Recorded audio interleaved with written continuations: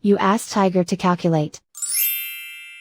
This deals with finding the midpoint between 2 points. The midpoint between the 2 points is -1, 2. Let's solve it step by step.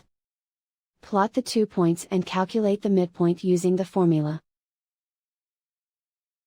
The coordinates of point 1 are, x1 equals 3, y1 equals 4. The coordinates of point 2 are, x2 equals -5, y2 equals 0.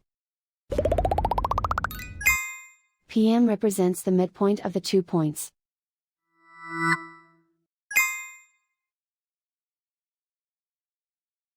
Use the x values in the midpoint formula to find the midpoints x1 equals 3.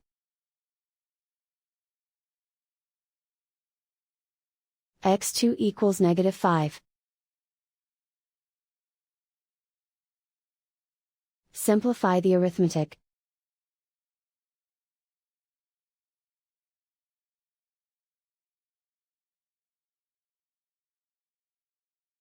Use the y values in the midpoint formula to find the midpoints y1 equals 4.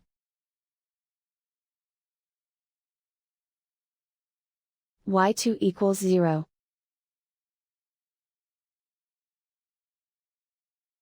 Simplify the arithmetic.